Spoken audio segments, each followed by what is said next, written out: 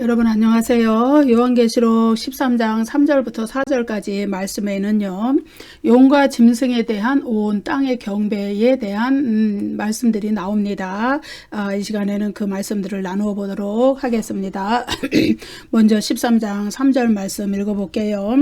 그의 머리 하나가 상하여 죽게 된 것 같더니 그 죽게 되었던 상처가 나오매 온 땅이 놀랍게 여겨 짐승을 따르고, 계시록 13장 2절에 이어서 13장 3절에서도 짐승이 어린 양 예수 그리스도의 십자가 죽음과 부활을 모방하는 사실이 나타나지요.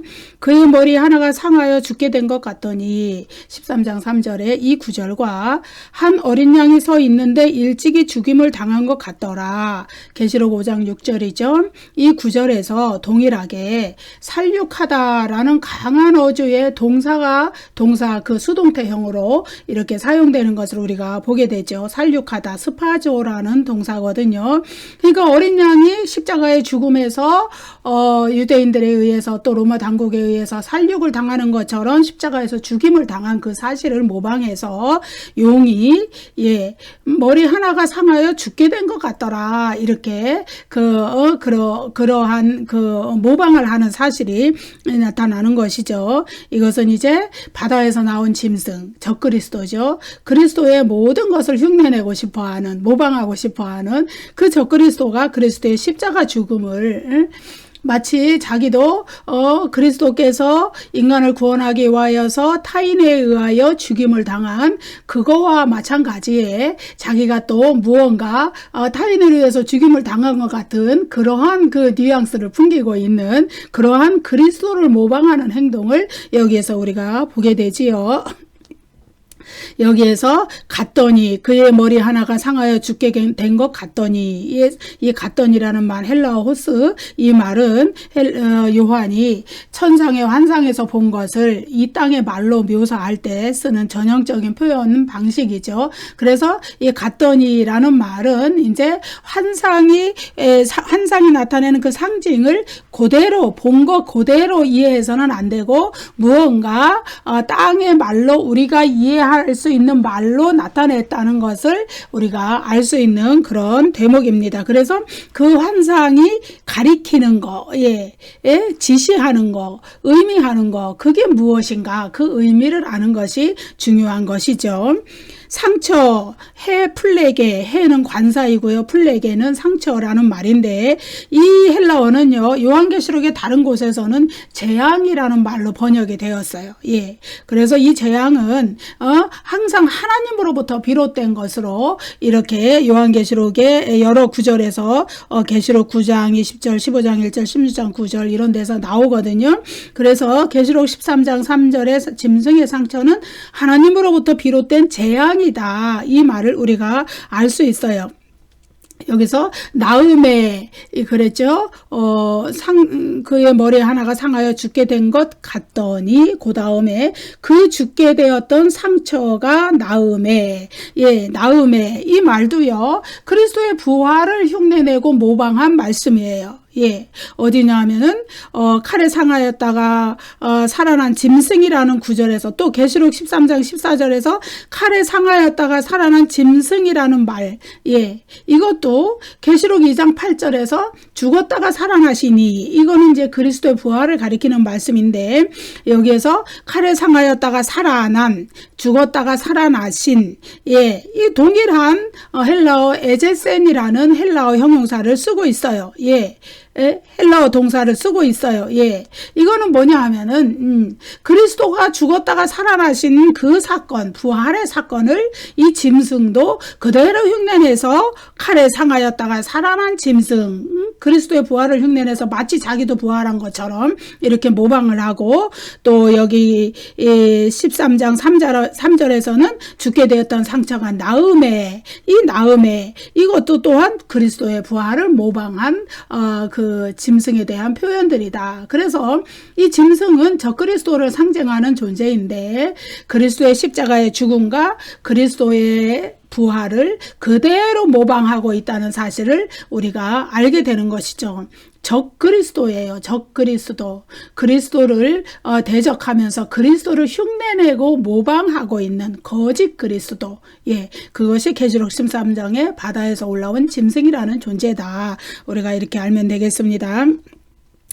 그래서 사탄과 그의 대행자들, 짐승, 또 바다에서 올라온 짐승, 땅에서 올라온 짐승, 다시 말하면 적그리스도와 거짓 선지자들, 또 그 밑에서 또 성도들을 받게 하는 열왕들, 이들은 모두 예수 그리스도의 성육신, 공생의 십자가의 죽음, 부활, 승천, 하늘보좌의 왕으로 등극하시고 우주 만물의 통치권자가 되신 그러한 사건을 통해서 아주 치명적인 상처를 입은 자들이에요. 예, 그것은 바로 창세기 3장 15절에 내 후손은 여자의 후손은 내 머리를 상하게 할 것이요. 그 예언의 성취가 되는 것이죠.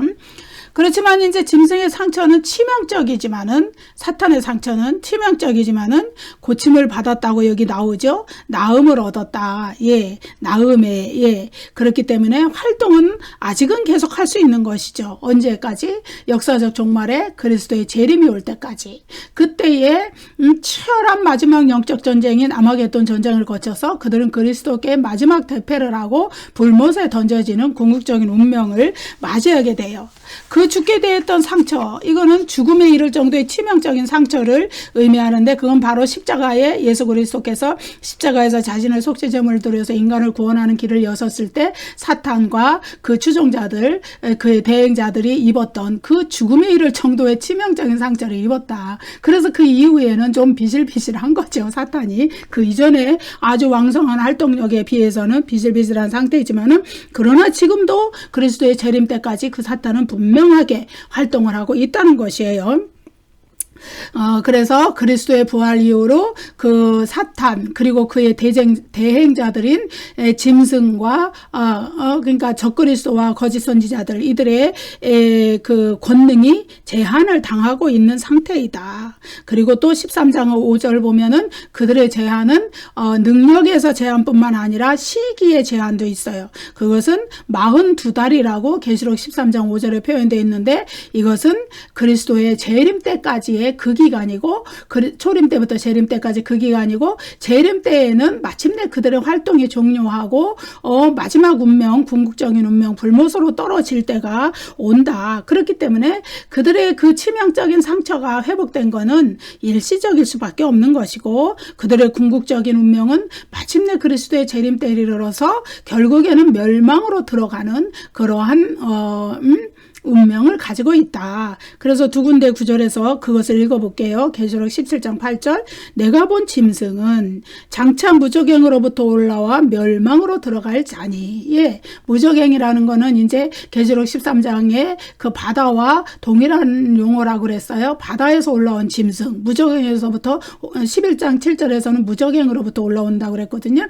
그 짐승, 그런 짐승이 어디로 결국은 가느냐? 멸망으로 들어갈 자다. 불못으로 들어간다는 얘기예요. 그들의 궁극적인 운명은 멸망이라는 의미예요. 19장 20절, 짐승이 잡히고 그 앞에서 표적을 행하던 거짓 선지자도 함께 잡혔으니 이 둘이 산채로 유황불 붙는 못에 던져지고, 예, 유황불 붙는 못으로 그리스도에 의해서 던져진다는 거예요. 결국은, 예, 그것이 그들의 마지막 운명이다. 예, 그렇기 때문에 아무리 그 죽게 되었던 상처, 그리스도의 십자가 사역에 의해서 그들이 치명상을 입었고, 그 치명상에서 일시적으로 제한적으로 권능도 제한적으로 상처가 나았다는 건 부활을 의미하죠. 그들의 치료함을 받았고, 그리고 그 활동하는 시기도 제한적으로 그리스도의 재림 때까지로 제한되었지만은, 그 제한된 활동력, 제한된 시기, 그 기간, 요 안에서 활동을 하지만 결국은 멸망으로, 결국은 불못으로 들어갈 자들, 그들이 바로 용이고 짐승이고, 용이고 바다에서 올라온 짐승이고 땅에서 올라온 짐승, 다시 말해서 사탄과 적그리스도와 거짓 선지자, 그리고 그 추종자들의 세력이다. 예, 우리가 이렇게 알면 되겠습니다.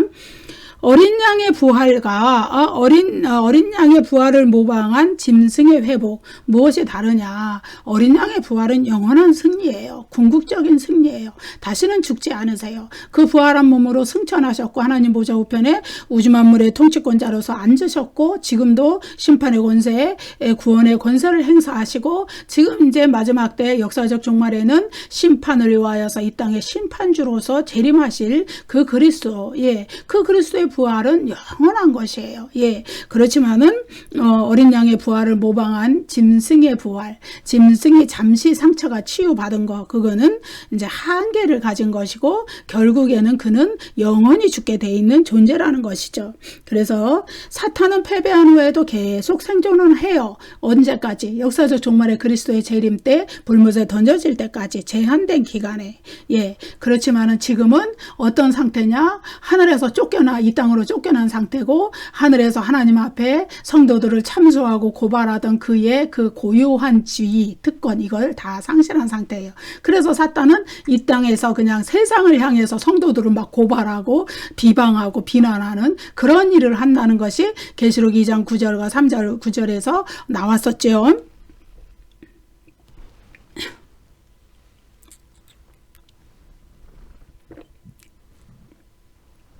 제가 좀 말이 빠르기 때문에 한숨 돌리기 위해서라도 물을 좀 마셔요. 목이 마르는 것도 있지만 사탄은 하나님이 허용하신 것 이외에는 어떤 권한도 권세도 행사할 수가 없어요. 그래서 용 사탄과 적그리스도 짐승, 이것은 자신들의 패배를 치명적인 패배를 예수 그리스도의 십자가에서 당한 그 상태로 단지 겨우 생존력을 가지고 있을 뿐이에요. 그렇지만은 용 사탄과 적그리스도 용과 짐승은 자기들이 그렇게 치명상을 입고 하늘에서 또 사탄은 그 성도들을 참소하는 그 지위를 잃어버렸는데도 불구하고 이 땅에 와서도 사람들을 하나님 앞에 고발하고 고소하는 지위를 여전히 유지하고 있는 것 마냥 그렇게 인간에게 그 사실을 숨기고 사탄의 가장 고유한 속성이 뭐라 그랬어요? 미혹하는 거예요. 속이는 거예요. 자기들이 아직도 그런 권세를 가진 것처럼 속이고 악을 여전히 세상에 행사하고 사람들을 미혹하고 속이고 그들을 향하여서 세상을 향하여서 성도들을 비방하고 비난하면서 불신자들의 마음을 미혹하면서 속이면서 그들을 지옥으로 끌고 가는 일을 계속 하고 있다.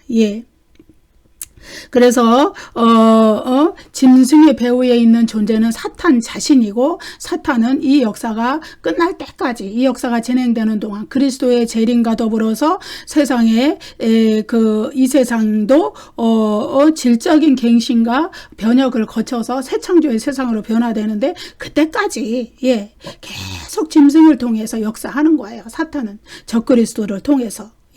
그래서 교회 시대 동안 그리스도인들이 박해와 또 핍박 여러 가지 고난, 환난 이것을 당하는 것은 다 짐승으로 말미암아 일어나는데 적그리스도죠. 이것은 사탄이 그 짐승을 붙잡고 사탄의 영이 그를 붙잡고 그를 성도들을 핍박하는 그런 일들을 통해서 일어난다. 그래서 하나님의 백성들의 최대 원수는 짐승으로 상징되는 적그리스도의 세력이고 적그리스도의 세력은 그런데 당시 이 사도 요한 당시에 로마 황제였던 도미티아누스 그 황제 한 명에게 국한되는 것이 아니고 그리고 그것이 한 명의 사람에게만 국한되는 것도 아니고 그 적그리스도의 영향력이 미치는 모든 정부 통치기구 이런 것들을 통해서 다 역사하는데 그것은 단지 요한 당시에 그 인물뿐만 아니라 역사 속에서도 하나님의 백성들을 성도들을 핍박하는 모든 압제자들 전체주의 국가들, 공산주의 국가들 뭐 여러 가지 형태로 나타나는 그러한 적그리스도의 어떤 인물과 어떤 기관과 어떤 정권과 하여튼 그런 것들로 인하여서 역사 내내 그런 적그리스도들은 존재하고 그리고 예수 그리스도의 재림 직전에 가장 센 적그리스도가 올 때가 온다. 이런 것이죠. 그것이 바로 역사의 끝 지점이고 그리스도의 재림이 가까워오는 그 지점이다. 우리가 알 수 있어요. 그런 것을 알 수 있어요. 온 땅이 놀랍게 여겨 짐승을 따르고, 이 구절은요 그리스도의 십자가 죽음과 부활을 모방한 이 짐승, 적그리스도의 활동의 모습에 온 땅이 속고 있는 모습을 보여줘요. 예, 사탄은 사실은 십자가에서 자신이 완벽하게 패배했는데도 불구하고 어떻게 자신이 승리한 것처럼 외관상 위장을 해요. 그래서 사람들은 거기에 속아 넘어가요. 그래서 사탄이 미혹하는 여러 가지 수단들, 그것은 뭐 정치 권력일 수도 있고 어떤 경제 권력일 수도 있고 또 문화의 지배적인 그런 문화, 사탄의 지배 이런 것일 수도 있고 또 뭐 세상의 철학이나 어떤 사람들이 속아 넘어가기 쉬운 화려한 그러한 것들, 여러분 이제 지금 세상에 가장 주의할 것은 철학이나 문화 이런 오히려 그런 것들이라고 봐요. 눈에 보이게 그런 절대적인 악의 세력이 우리를 막 핍박하는 그것보다도, 물론 그런 것들이 일어나는 지구상에 여러 나라들이 있어요. 예컨대 북한 대표적이죠. 그렇지만은 우리 예를 들어 대한민국이라는 이 자유로운 종교의 자유가 허용된 나라에 사는 우리조차도 이러한 그 절대적인 적그리스도의 세력을 우리가 분별할 수 있어야 돼요. 문화를 타고 들어오고 철학을 타고 들어오고 세상의 상식과 뭐 이런 것들을 타고 들어오는 그러한 적그리스도의 세력, 사탄의 미혹 이런 것들을 여러분이 잘 이렇게 분별하셔서 영적으로 그러면은 깨어 있어야만 결국 그런 분별이 가능하죠. 그런 것을 우상숭배하지 않도록 우리가 주의할 것이 굉장히 요구되는 그런 세상에 우리가 살고 있습니다. 여기에서 이제 온 땅이 놀랍게 여겨 짐승을 따른다. 온 땅, 이거는 온 세상, 온 천하, 뭐 계시록에서 여러 가지 표현으로 나와요. 근데 계시록 17장 8절에서는 땅에 사는 자들이 짐승을 보고 놀랍게 온 땅이 놀랍게 여겨 짐승을 따른다. 이 말씀과 계시록 17장 8절에서는 땅에 사는 자들이 짐승을 보고 또 놀랍게 여긴다는 말이 있는데 13장 3절과 17장 8절에서 놀랍게 여긴다는 말과 땅이라는 공통적인 용어들이 나오죠. 그런데 17장 8절에서는 땅에 사는 자들을 어떤 자들이라고 말하냐 하면 창세 이후로 그 이름이 생명책에 기록되지 못한 자들이다. 이렇게 나와요. 그들이 짐승을 보고 놀랍게 여기고 짐승을 따른다는 이야기예요. 다시 말해서 사탄의 대행자, 용의 대행자인 짐승, 적그리스도를 따르는 자들은 누구냐? 구원받지 못한 자들이다 이거예요. 어린 양의 생명책에 그 이름이 기록되지 못한 자들이고 하나님의 백성으로서 인침을 받지 못한 자들이 짐승을 따르게 되어 있고 짐승의 표를 받게 되어 있다는 말씀을 여기에서 하는 것입니다.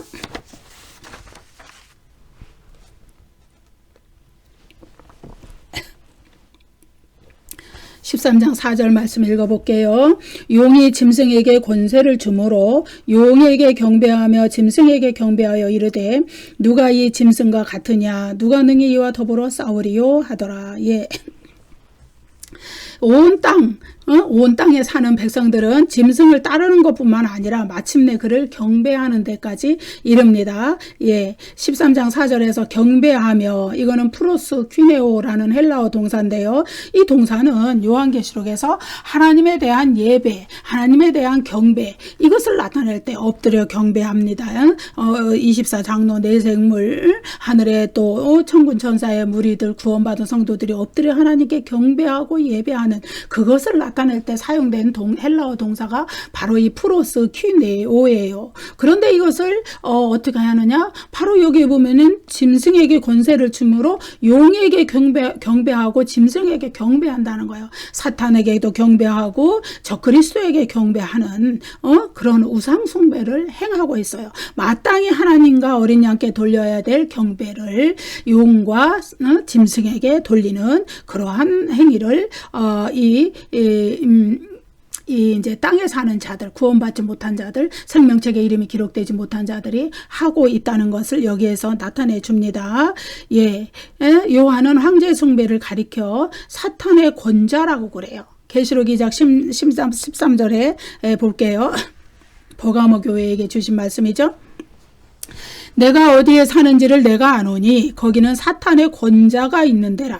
내가 내 이름을 굳게 잡아서 내 충성된 증인 안디바가 너희 가운데 곧 사탄이 사는 곳에서 죽임을 당할 때에도 나를 믿는 믿음을 저버리지 아니하였다. 버가모 교회에 대해서 이 말씀은 칭찬하신 말씀이죠. 책망하신 말씀도 있지만 여기는 칭찬의 말씀이죠. 그런데 이거는 뭐냐 하면은 사탄이 사는 곳, 사탄의 권자가 있는 곳. 다시 말해서 당시의 황제였던 도미티아누스의 황제 숭배의 신전이 있는 곳, 예, 황제를 숭배하는 곳, 우상 숭배하는 곳, 예, 그 가운데서도 이제 충성된 증인 안디바라는 이 지도자죠, 버가모 교회 지도자가 순교를 당할 때조차도 너희가 나를 믿는 믿음을 저버리지 않았다, 이렇게 말씀하고 있어요. 그래서 계시록을 기록할 당시에 도미티아누스 황제 자신을 신으로 숭배한 그런 인물이었죠. 신으로 숭배하도록 강요한 인물이었죠. 그래서 요한계시록 2장 3장에 나타난 니골라당의 교훈, 발람의 교훈, 그런 것들이 다 이런 것을 가리켜요. 예, 그것은 뭐냐 하면 혼합주의 신앙인데, 교회 와서는 하나님을 섬기고 세상에 나가서는 황제 숭배에 참여함으로써 어떻게 해요? 세상에서 우리도 살아야 되잖아. 황제 숭배 신전을 중심으로 경제 활동이 다 돌아가니까 우리도 살아야 되잖아. 그런 핑계로 세상과 타협하고 우상 숭배와 타협한 그들을 경계한 말씀이 계시록 2장 3장의 소아시아 7교회에 대한 말씀이에요. 니골라당의 그러나 에베소 교회는 니골라당의 교훈을 잘 경계했었죠. 그런데 버가모 교회에는 니골라당의 교훈을 지키는 자들이 있었던 거예요. 자들이. 그리고 두아디라 교회에는 자칭 선지자 이사벨을 따라 우상 숭배에 참여하고 그 재물을 먹었던 그것을 책망받았어요. 예, 이런 모든 것들이 다 뭐냐? 예, 황제 숭배에 참여한 거, 짐승에게 경배한 거. 예, 물론 그 황제 숭배 말고도 당시에 이교도의 신들을 섬긴 우상 숭배도 같이 해당이 돼요. 예, 이렇게 용에게 경배하며 짐승에게 경배했다는 말씀은 예, 바로 황제 숭배에 참여하고 황제에게 숭배하고 제사를 드리고 그 이면에 역사한 사탄에게 경배한 것이다. 예, 그런 이야기죠. 그래서 그것을 경계하고 우상숭배와 타협하지 말고 세상 문화와 타협하지 말라는 강력한 경고를 요한이 계시록이라는 서신을 통해서 소아시아 7교회에게 이렇게 보내고 있는 것이고, 아울러 세상 문화와 어울러서 살아갈 수밖에 없는 모든 세대의 모든 성도들에게 그 우상숭배의 문화를 경계할 것을 이렇게 이야기하고 있는 것입니다. 용이 짐승에게 권세를 주므로, 예, 온 땅의 용과 짐승에게 경배하는 이유는 용이 짐승에게 권세를 주었기 때문이다. 예, 어떤 권세? 세상을 지배하는 권세, 절대 권력, 다스리는 권세. 그리고 그 권세를 가지고 세상의 문화를 지배하고 그 문화를 통하여서 우상을 섬기게 만들고, 예, 그걸 섬기지 않으면은 어떻게 하느냐?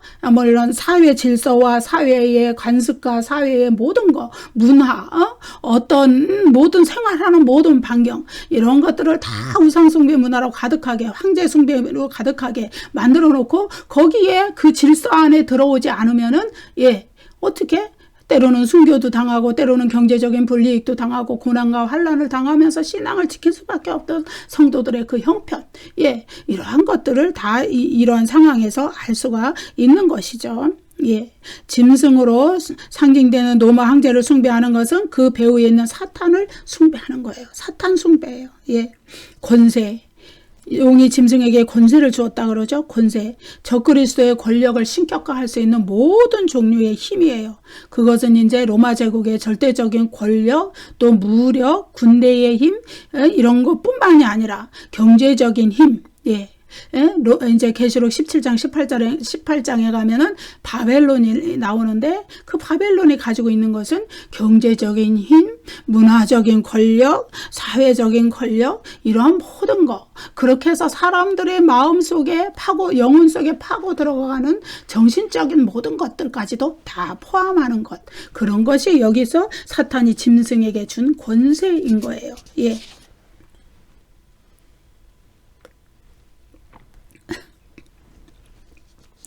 용에게 경배하며 짐승에게 경배하며 이르되 용이 짐승에게 권세를 주었으니까 땅에 거한 자들 구원받지 못한 자들 생명책에 그 이름이 기록되지 못한 자들이 이 용에게도 경배하고 짐승에게도 경배하는 것이죠. 그래서 계시록 13장부터 계시록의 나머지 부분에는 하나님과 그리스도를 경배하는 참된 경배자와 그리고 용과 그 짐승에게 경배하는 우상 숭배자들이 아주 극명하게 대조적으로 나오고 그들의 궁극적인 운명에 대해서도 대조적으로 이렇게 기록이 되어 있는 것을 우리가 이제 뒷부분 계속 공부하다 보면 이런 부분들이 나온다는 것을 알게 돼요. 그래서 짐승에게 경배하는 것은 적그리스도에게 경배하는 것은 어린 양께 드리는 하늘 예배를 모방하는 것이고 짐승에게 경배하는 것 이거는 당시 사도 요한 당시에 요한계시록의 기록 당시에 도미티아누스 황제에 대한 황제 숭배뿐만이 아니고 역사가 진행되는 내내 이어질 절대 권력자에 대한 숭배, 절대 권력자에 대한 경배 이것을 다 상징적으로 나타내는 거예요. 그렇기 때문에 우리가 우리를 통치하고 지배하는 권력자들을 숭배의 대상으로 경배의 대상으로 삼아서는 안 돼요. 그들은 하나님이 우리를 다스리게 하기 위하여서 이 땅에 질서를 주시기 위하여 세우신 잠시 동안의 통치자들에 불과해요. 그렇지만 우리의 궁극적인 통치자는 하나님이시고 어린 양이시기 때문에 우리는 오직 하나님과 어린 양께만 경배해야 된다. 이것이 요한계시록에 나오는 주요한 주제의 하나예요. 그래서 짐승으로 상징되는 국가 권력이나 그 권력자, 절대적인 권력자를 숭배하는 것은 그 배후에 있는 사탄의 세력을 숭배하는 것이기 때문에 절대로 우리는 그런 숭배, 경배를 해서는 안 되고 그들을 섬기는 자로 삼아서도 안 되고 단지 하나님이 세우신 법과 질서 안에서 그들의 통치를 따르는 것뿐이에요. 우리가 그것을 잘 분별해야 될 줄로 믿습니다. 짐승을 경배하는 자들은 누가 이 짐승과 같으냐 누가 능히 이와 더불어 싸우리요 이런 주장을 하죠. 이거는 이제 수사의문문이죠.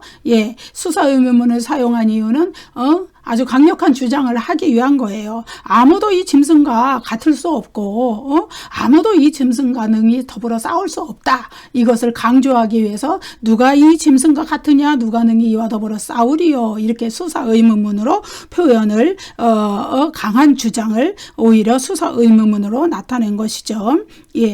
실제로 그들은 아무도 능히 이 절대적인 황제를 이길 수도 없고 싸울 수도 없고 이 황제와 같은 이는 없다 이렇게 생각을 하는 것이죠. 그렇기 때문에 그들은 그 로마 황제가 세운 통치 체제에 순응을 하고 짐승의 표를 받고 그들의 경제 체제에 그냥 합류하고 이러는 현상들이 13장에 나오는 것이죠. 그렇지만 그들의 강한 확신은 하나님에 대한 진정한 경배를 참된 경배를 받으실 분은 오직 하나님과 어린 양이신데 그것을 모방하는 거짓된 경배에 불과해요. 사탄 자체가 거짓된 권세를 가지고 있는데 그것을 경배하고 거기에 속아 넘어가서 그들에게 순응하고 협조하고 하나님을 대적하고 이러는 것은요 어리석은 짓이다. 누가 이 짐승과 같으냐라는 질문에 대한 대답 그것은 하나님이시죠. 짐승과 같으냐? 그것은 하나님에 대한 누가 하나님과 같으냐 이것을 갖다가 거짓말로 거짓으로 사람들의 마음을 미혹해서 이 짐승과 같은 자가 없다 이렇게 표현하는 것이죠. 우리가 구약의 성도들이 하나님의 구원 능력을 찬양하던 노래들이 굉장히 여러 군데 나오는데 그 중에 한 두 군데만 읽어보면은 누가 이 짐승과 같으냐가 아니라 누가 이 하나님과 같으냐 이렇게 표현한다는 것을 우리가 알게 돼요. 하나님께 돌려야만 되는 찬양을 여기서 짐승이 가로챈 거죠. 읽어볼게요. 출애굽기 8장 10절 이거는 이제 열재앙 중에서 둘째 재앙이 개구리 재앙의 때 모세가 바로 왕에게 한 그 말씀이에요. 모세가 이르되 왕의 말씀대로 하여 왕에게 우리 하나님 여호와가 같은 이가 없는 줄을 알게 하리니 우리 하나님 여호와 같은 이가 없다. 개구리가 식탁에도 오고 침대에도 오고 막 정신이 없으니까 여러분 한번 그 장면을 상상해 보세요. 바로 왕이 혼비백산에서 이 개구리 좀 치워달라. 네? 그러니까 모세가 이제 왕의 말대로 내가 개구리를 하나님이 그걸 치우게 하는 것을 보여주어서 우리 하나님 같은 분이 없다는 것을 알게 하겠다. 이렇게 이야기한 거죠. 역대상 17장 20절. 다윗에게 하나님이 다윗 언약을 주셨을 때예요. 예. 여호와여 우리 귀로 들은 대로는 주와 같은 이가 없고 주 외에는 하나님이 없느니라. 없나이다. 예. 하나님 같은 그런 분이 없다. 예? 오직 하나님만이 신이시고 그 하나님 같은 분은 다시는 없다고 이렇게 다윗 왕이 자신의 가문과 자신과 솔로몬에게 그 대대로 왕위가 지속될 것을 약속하신 말씀을 듣고 언약을 듣고 이렇게 우리 귀로 들은 대로는 주와 같은 이가 없고 주위에는 하나님이 없나이다. 하나님 말고는 없다는 거예요. 예. 그것을 여기 계시록 13장 4절 에서는 누가 이 짐승과 같으냐 이렇게 변형시켜서 거짓으로 아무것도 아닌 그 사탄의 하수인 적그리스도 짐승 그에게 찬양을 돌리는 걸 보게 되는 것이죠. 눈이 멀어서 그래요. 미혹당해서 짐승의 표를 이미 받았기 때문에 그 영혼에 그 마음에 이미 짐승의 표가 찍혔기 때문에 그러나 하나님의 인침을 받은 자들은 성도들은 절대로 짐승을 경배하지 않는 것이죠. 아무리 고난과 환난과 박해와 심지어 아까 보았듯이 내 충성된 증인 안디바가 사탄이 사는 곳에서 순교를 당할 때조차도 나를 믿는 믿음을 저버리지 않았다. 이렇게 그리스도께서 버가모 교인들에게 말씀하셨듯이 그런 것입니다. 누가 능히 이와 더불어 싸우리요? 이 질문에 대한 대답은 어린 양 예수 그리스도이시죠. 사탄은 이미 계시록 12장에서 십자가 사건에서 어떻게 됐어요? 이미 그리스도의 성육신과 십자가 죽음 부활 승천으로 말미암아서 대패를 당하고 그것을 반영한 미가엘과의 전쟁에서 또 패해서 하늘에서 땅으로 자기 하늘에서 참소하는 그 고발하는 지위를 그 특권을 다 잃어버리고 땅으로 쫓겨난 상태잖아요. 이미 져놓고 무슨 말이 많아요. 예? 그런데도 사람들의 마음을 속였기 때문에 사람들이 그 사탄에게 짐승에게 미혹당해서 뭐라 그러냐? 누가 능히 이와 더불어 싸우려? 싸울 상대가 없다. 이렇게 말하는 거예요. 이미 그리스도께 대패를 해놓고 땅으로 내쫓겨 놓고도 사람들이 미혹당하면 어떻게 되는지 눈 멀고 마음이 가려지고 그렇게 해서 진실을 볼 수 있는 눈을 상실하는 거예요. 하나님의 진리가 그 속에 들어가지 못하고 그리스도가 오직 구원자인 것을 알지 못하고 누가 이 짐승과 같고 누가 이 짐승과 더불어 싸울 수 있느냐? 아무도 싸울 수 없다. 최고다 최고 이렇게 하는 거예요. 그 거짓에 속아서 미혹당해서 여러분 오직 하나님의 진리만이 그 어두운 눈을 미혹된 마음을 다 벗겨낼 수 있는 거예요. 그래서 복음을 증언하는 것이 필요한 것이고 곧 길이요 진리요 생명 되신 예수님께로 그들을 인도할 수가 있는 것이죠. 예수 그리스도의 승리의 능력을 힘입은 성도들 어린 양의 피와 자기들이 증언하는 말씀으로서 사탄의 세력을 이겼다고 계시록 12장 11절에서 말씀하셨죠. 사탄은 하나님과 그리스도 앞에 아무것도 아닌 존재임에도 불구하고 짐승의 표를 받은 자들은 그들의 마음이 이미 어두워져서 용과 짐승, 사탄과 적그리스도를 하나님과 그리스도를 능가할 위대한 존재들로 보는 거예요. 땅에 거하는 자들, 생명책에 이름이 기록되지 못한 자들, 짐승의 표를 받은 자들, 그들은 사탄에게 이미 그 마음이 미혹되었기 때문에 진실을 보지 못하는 거예요. 어두움, 그 미혹된 마음을 깨트릴 수 있는 것은 오직 예수 그리스도의 복음뿐이고 하나님의 말씀뿐이다. 그렇기 때문에 복음을 증언하는 것으로서 그들을 이긴다는 것을 사탄의 세력을 이긴다는 것을 요한계시록에서 말씀하고 있는 것이죠. 감사합니다 여러분. 다음 시간에 또 뵙겠습니다. 구독과 좋아요를 많이 눌러주세요.